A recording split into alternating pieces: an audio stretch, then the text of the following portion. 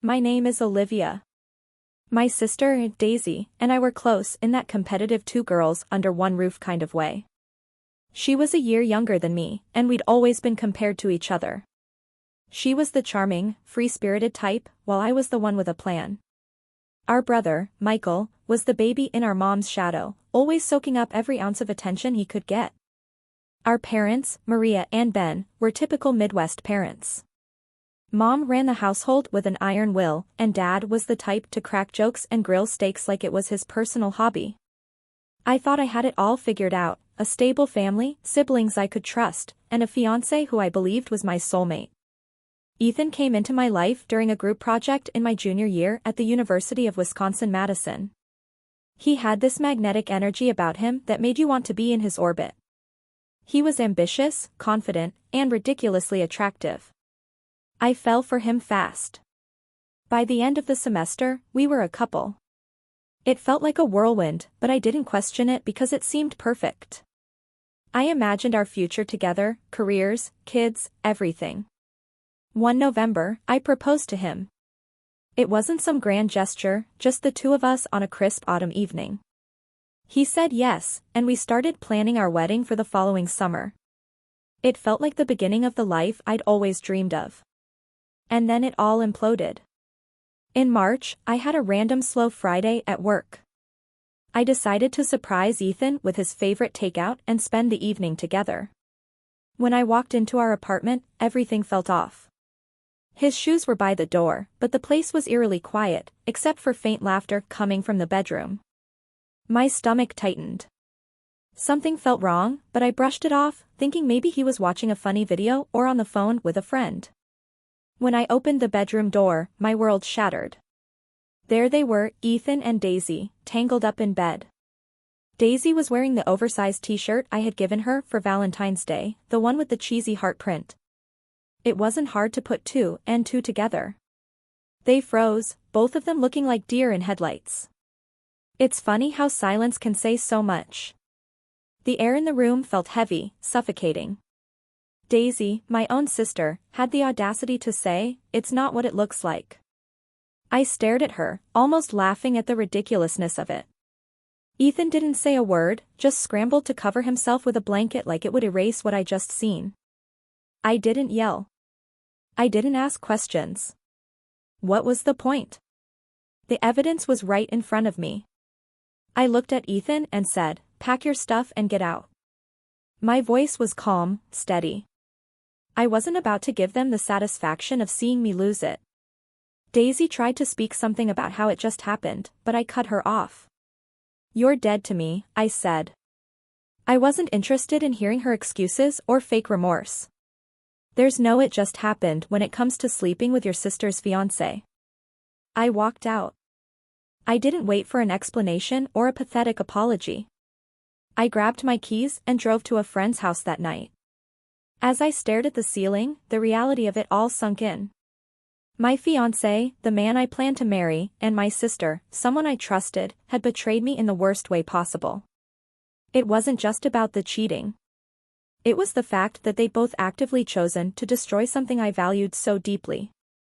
The day after I caught Ethan and Daisy, I didn't think things could get worse, but of course, they did. While I was at work, Ethan moved out of the apartment. I'd already told him to pack his stuff and leave, so I figured that was the end of it. But when I came home that evening, there was a note on the counter sitting right where we used to keep a framed picture of us. It was short, but not sweet. He wrote that he fell in love with Daisy and never meant to hurt me, followed by some garbage about hoping I could find it in my heart to forgive them. He had the nerve to finish the note with, "I hope you can still be happy for us one day." Happy for them? I wanted to laugh, but it wasn't funny. It was infuriating. I crumpled the note and tossed it in the trash.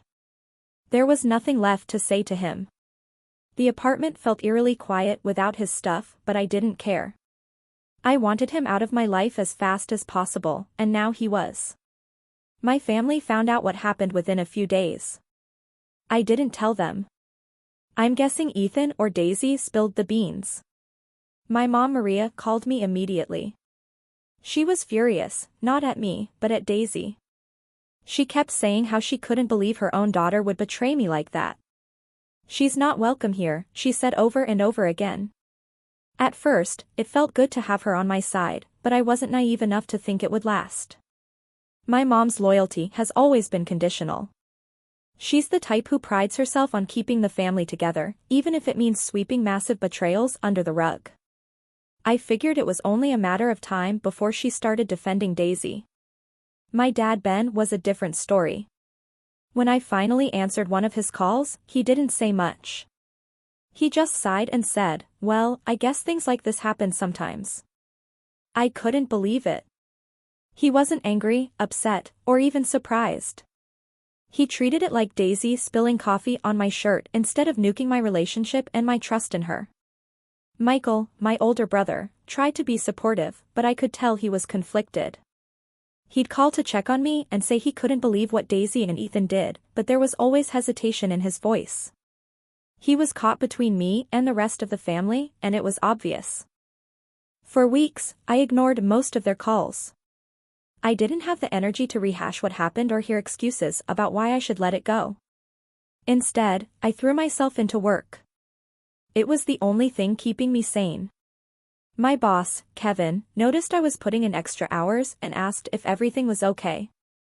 I didn't tell him the full story, but I admitted I was dealing with some personal stuff. That's when he mentioned the Indianapolis office. Apparently, they'd been struggling to find someone to lead the team there, and Kevin thought I'd be a perfect fit. It was a promotion and a chance to get out of Milwaukee, far away from Ethan and all the mess they'd created. I didn't hesitate. I told him I was interested. When I told my parents about the relocation, my dad just said, "Good for you. A fresh start might be what you need."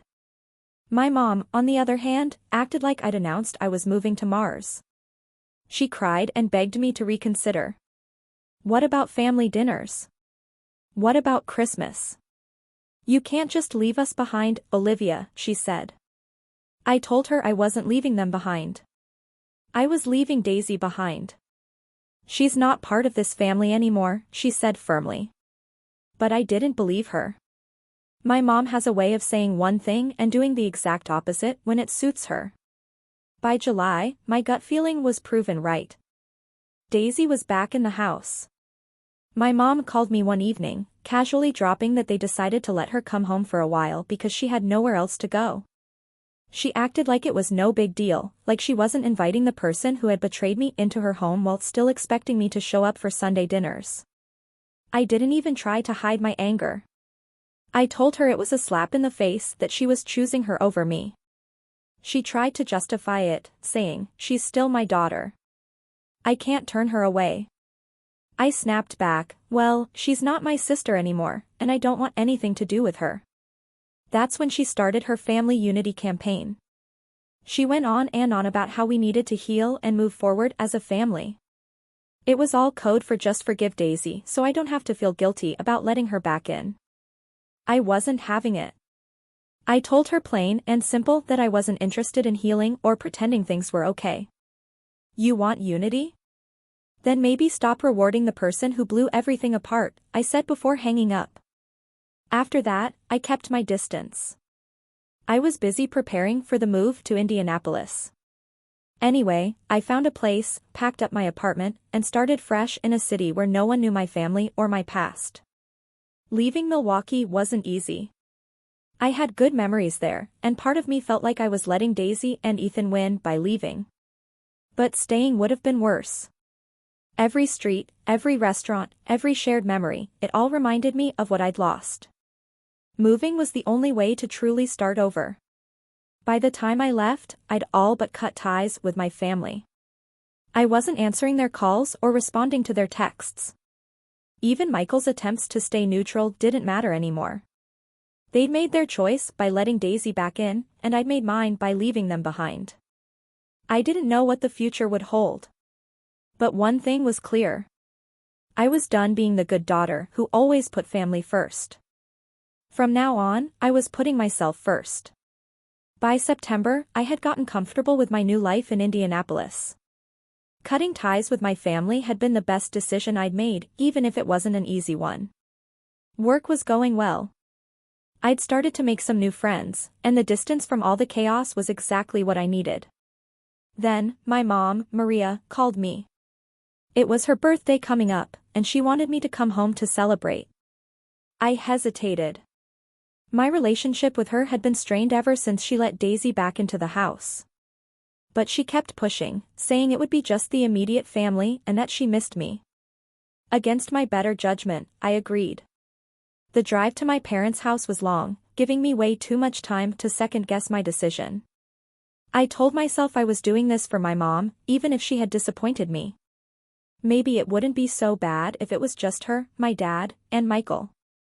When I pulled up to the house, I immediately knew something was off. There were way too many cars parked outside. My stomach dropped when I spotted Daisy's car in the driveway. My hands gripped the steering wheel as I debated turning around, but I didn't want to give my mom the satisfaction of bailing. I decided to walk in. Keep it short and leave as soon as possible. As soon as I stepped through the door, my mom greeted me with a big smile, acting like nothing had ever happened. "Olivia, I'm so glad you came," she said, pulling me into a hug. Her energy was over the top, like she was trying to smooth things over with sheer force of will. I glanced around the living room, and there they were, Daisy and Ethan, sitting on the couch like they didn't have a care in the world. Ethan even had the nerve to laugh at something Michael said as I stood there, frozen in disbelief. "Why are they here?" I asked, my voice low but sharp. Before my mom could answer, she grabbed my arm and ushered me further into the house. "Let's talk in the living room," she said, like that would somehow make this less awful. When we got to the living room, my mom started her usual spiel about healing and family. She sat me down and launched into this speech about how Daisy and Ethan made a mistake, but were truly sorry, and it was time to move forward as a family. Daisy, ever the shameless one, chimed in with, "I'm sorry, sis. It just happened."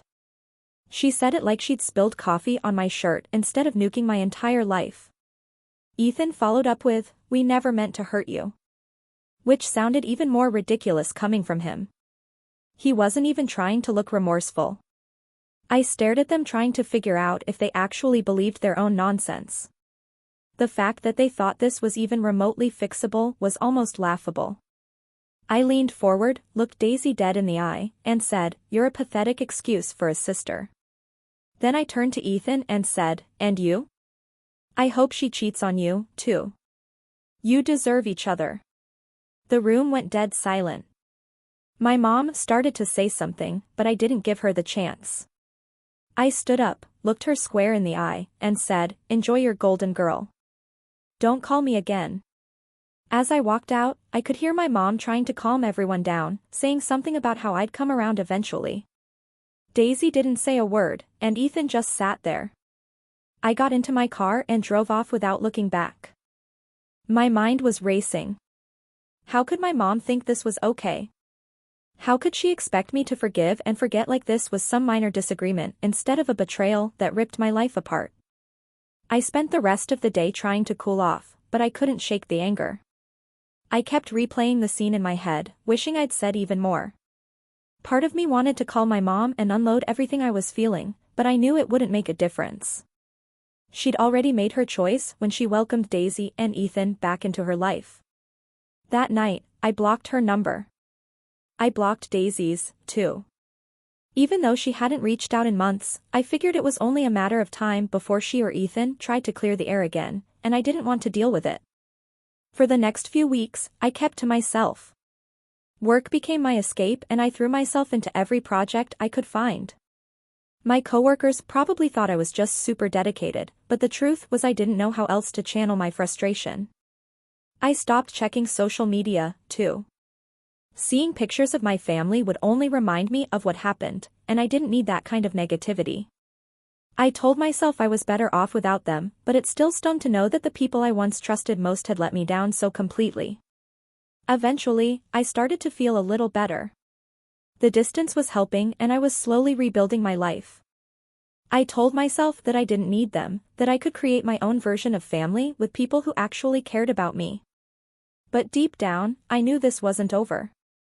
My mom wasn't the type to give up easily, and I had a feeling she'd find another way to drag me back into the drama. For now, though, I was content to keep my distance and focus on myself. Let them have their family unity. I'd rather be alone than surrounded by people who didn't value me.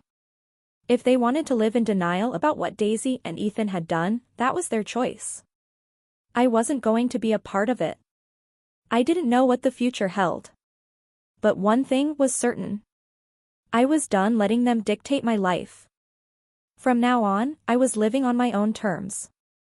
By January, life in Indianapolis had become everything I hoped it would be. It felt good to be miles away from the chaos my family had created. I wasn't waking up every day angry anymore. I had space to breathe, think, and focus on myself. That's when Sarah, my distant cousin, slid into my messages. I barely knew her. We'd only met a few times at family events over the years, and even then, I don't think we ever exchanged more than a few words. So, when she messaged me out of nowhere, saying she was moving to Indianapolis and could use some help settling in, I was skeptical at first. I debated ignoring her message entirely. My family had proven time and time again that getting involved with them, even peripherally, was a mistake. But part of me felt bad. Sarah hadn't done anything to me personally, and she might not even know the full story of what had gone down. Besides, she seemed genuinely nervous about moving to a new city alone. Against my better judgment, I agreed to help her. The weekend came and I showed up at the address she sent me. It was a small apartment complex in a quieter part of town. And as I pulled into the parking lot, everything seemed normal. That was until I saw the U-Haul truck and two very familiar figures unloading boxes, Daisy and my dad. For a moment, I froze, gripping the steering wheel so hard my knuckles turned white. My first instinct was to back out of the parking lot and never looked back. But before I could, the front door of the apartment opened and out came my mom. She spotted me immediately and waved like this was some sort of family reunion instead of a trap. "Olivia, wait," she yelled, jogging toward my car. I put the car in park and stepped out, but I didn't move any closer. "What the hell is this?" I asked, gesturing toward Daisy and my dad, who were now standing awkwardly by the truck. My mom gave me her usual let's all be reasonable look and started rambling about how Sarah just needed some help, and it made sense for the family to come together. It was clear this wasn't about Sarah at all. This was about them finding another way to force me into some kind of reconciliation.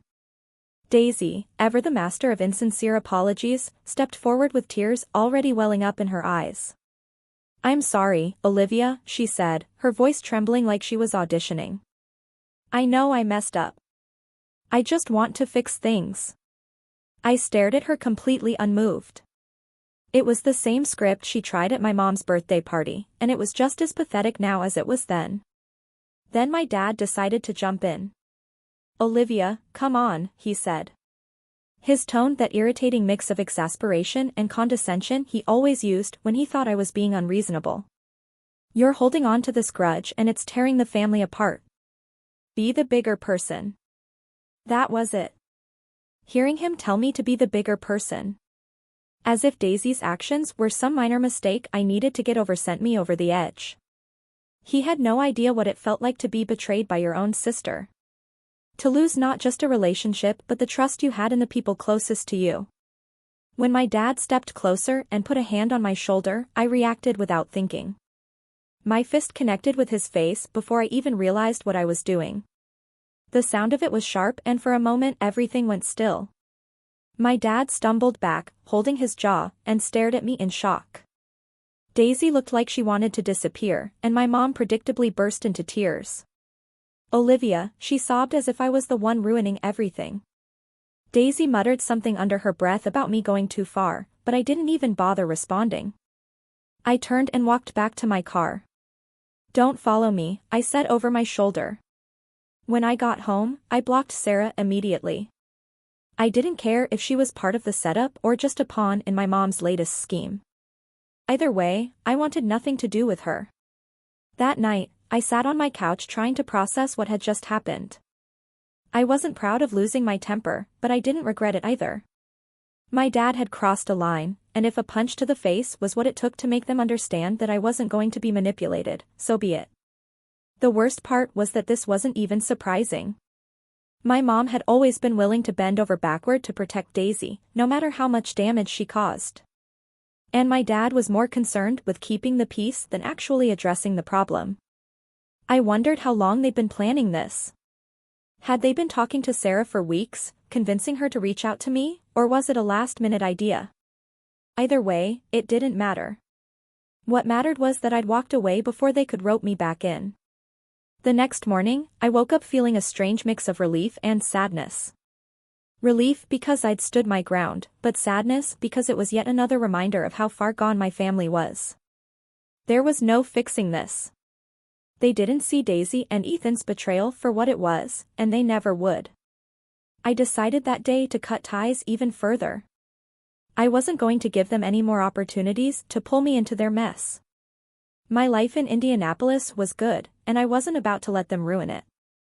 Whatever they wanted from me, closure, forgiveness, a return to normal, they weren't going to get it. I was done being the scapegoat, the one expected to keep the family together while everyone else did whatever they wanted. By December, I was in a much better place emotionally and mentally. Life in Indianapolis was steady, and I had started dating David, a 24-year-old man who quickly became my rock. He was everything I needed. Kind, funny, supportive, and most importantly, he respected my boundaries. He knew about the mess with my family and never once pressured me to reconnect. David's family lived in Chicago, and he invited me to spend Christmas with them. It was the first time in years that I was genuinely looking forward to the holidays. His parents were warm and welcoming. His siblings were great, and there was none of the tension and drama that had plagued my family gatherings for as long as I could remember.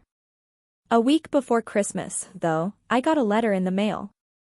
I almost ignored it because I didn't recognize the handwriting. When I opened it, my stomach dropped. It was from my mom. She wrote that Daisy and Ethan had gotten married and that my parents were now separated. She didn't go into detail about why, but she kept emphasizing how much the family needed me this Christmas. She begged me to come home, saying it could be a chance to heal and to move forward. I read the letter twice, trying to figure out what she was really asking for. Was this about me, or was it just another attempt to fix the mess Daisy had created? The mention of their marriage made me sick to my stomach. It felt like a slap in the face, a reminder that they had moved on without a shred of remorse for what they'd done. When I showed the letter to David, he suggested I let it go. "You don't owe them anything," he said gently. "If it's just going to hurt you, there's no reason to put yourself through that." He was right, of course, but a small part of me still felt guilty. Not for cutting them off, but for the fact that I couldn't shake the sense of obligation my mom always tried to instill in me. In the end, I decided to spend Christmas with David's family. They lived in a cozy house in the suburbs of Chicago, and as soon as we arrived, I knew I had made the right choice. His parents greeted me with hugs, and his mom immediately started fussing over whether I liked hot chocolate or mulled cider better. It was simple and wholesome in a way I hadn't experienced in years. We spent Christmas Eve decorating the tree, baking cookies, and playing board games. It was the kind of holiday I'd always wanted, but never really had. For once, I wasn't waiting for some kind of argument to break out. Christmas morning was just as peaceful. David's family had a tradition of opening presents in their pajamas. And they even had a stocking for me with my name on it. It was thoughtful, simple, and made me feel like I belonged. But even in the middle of all that warmth and happiness, the thought of my family lingered in the back of my mind. I couldn't help but wonder what they were doing. Was my mom sitting alone in the house? Was my dad celebrating it all? Were Daisy and Ethan playing happy couple while the rest of them pretended everything was fine? I pushed the thoughts aside and focused on the moment.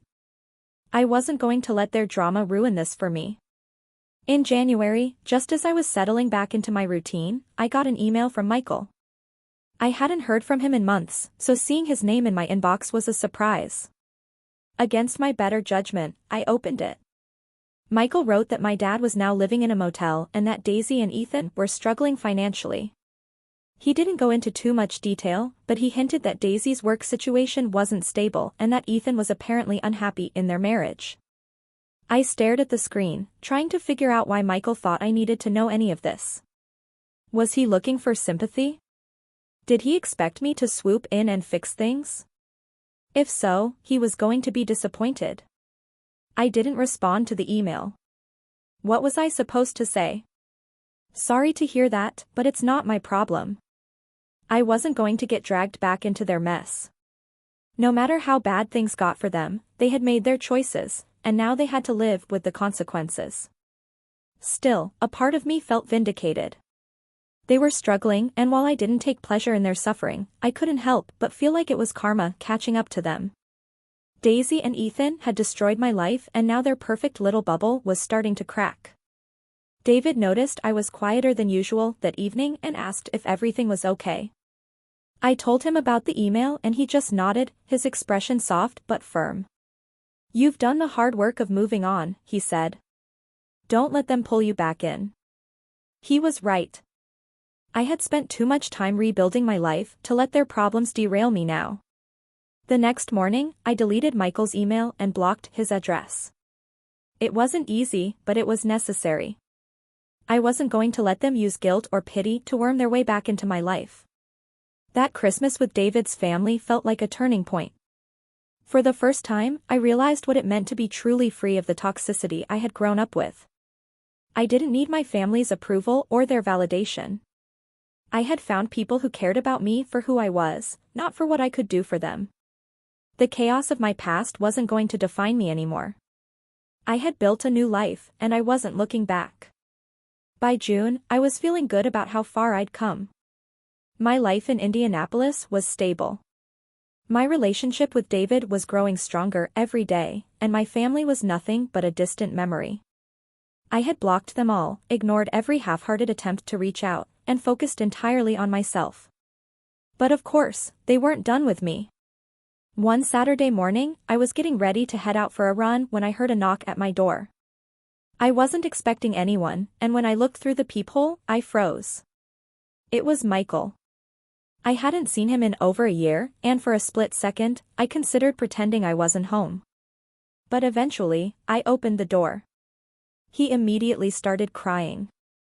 Olivia, I'm so sorry, he said, stepping into the hallway before I could invite him in. I should have stood up for you more. I should have done more.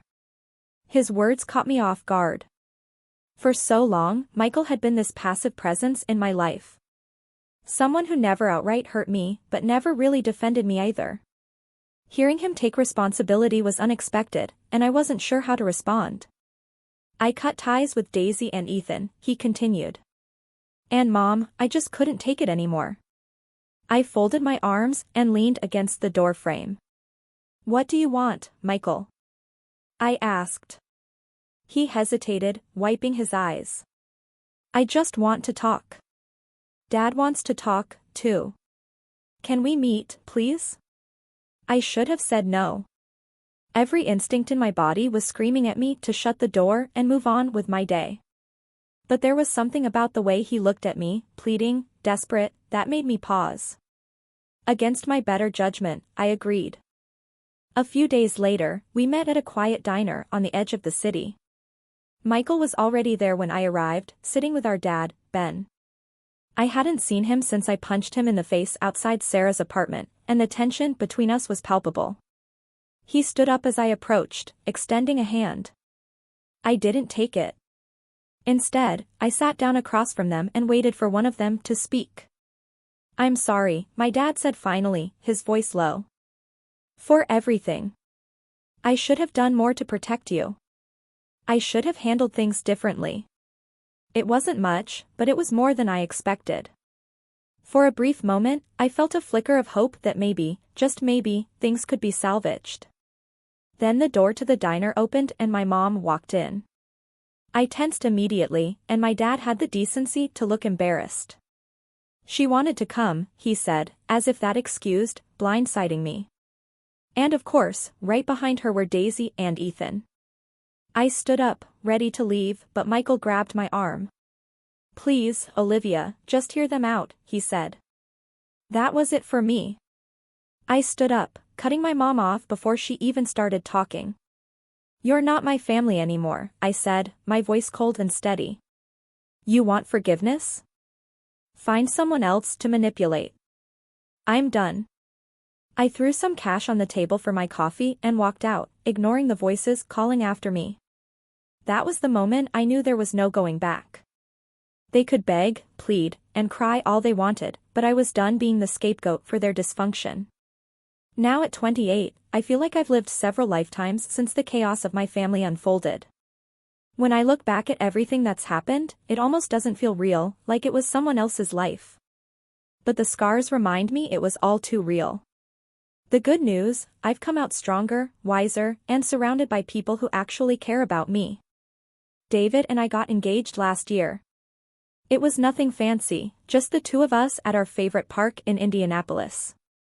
I didn't go for some grand gesture because I'd learned that real love doesn't need a spectacle. When I asked him to marry me, he cried and said yes, immediately. That moment felt like the final piece of the puzzle I'd been trying to solve since everything fell apart. He's not just my fiancé, he's my partner in every sense of the word. He supported me through all the ups and downs, listened without judgment, and never once tried to push me back toward the family I left behind. With him, I feel safe in a way I never thought possible after what Daisy and Ethan did. The biggest news though, we're expecting our first child. It's a boy, and every time I think about holding him for the first time, I get this overwhelming mix of excitement and nervousness. I never thought I'd be ready for motherhood after the mess I grew up in. But David's confidence in us gives me hope. We're going to do everything we can to give our son a life full of love, respect, and stability. The kind of life I didn't have. One of the first steps I took toward completely cutting ties with my family was changing my last name. I didn't rush into it. For a while, I thought it might be too extreme or that it wouldn't make much of a difference. But as time went on, I realized that my last name felt like an anchor to the past, and I was ready to let it go. It was a strange feeling, standing in the courthouse and filling out the paperwork. When the judge signed off on it, I felt this unexpected sense of relief, like I'd finally closed a door I'd been afraid to shut completely. I chose a last name that felt meaningful to me, something tied to a personal hero rather than my family tree. David was fully supportive. He even joked that he'd take my new last name once we got married, saying, "We're starting our own legacy now." That really stuck with me. The idea of creating something new, something separate from all the pain and betrayal, became my focus. I've heard bits and pieces about what's been going on with my family since I cut them off. Not because I seek it out, but because mutual acquaintances sometimes slip up and mention it. Apparently, my parents are officially separated now. My dad is living in a tiny rental on the outskirts of town and my mom is still in the family house trying to keep up appearances. Daisy and Ethan, let's just say karma hasn't been kind to them. They're drowning in debt and from what I hear, their marriage is on shaky ground. Ethan lost his job and Daisy's work situation is far from stable. The irony isn't lost on me. After everything they did to tear me down, they're the ones struggling to keep their heads above water. As for Michael, his fiancé left him a few months before their wedding. I don't know the details, and honestly, I don't care, too. He made his choice to stand by Daisy and Ethan when it mattered most, and that's not something I can forgive. The last time I heard from any of them directly was over a year ago when my mom sent me another letter begging me to reconnect. I didn't even open it. I tossed it straight into the trash. Whatever regret they feel now is their burden to carry, not mine. One of the biggest lessons I've learned through all of this is the importance of setting boundaries. For so long, I let my family push me around, guilt me into forgiving them, and make me feel like their problems were my responsibility. Cutting them off wasn't easy. It was messy, but it was the only way to truly move forward. Sometimes I wonder if my family ever looks back and regrets their choices. Do they think about the pain they caused? Do they realize how much they lost by betraying me? I'll probably never know, and that's okay.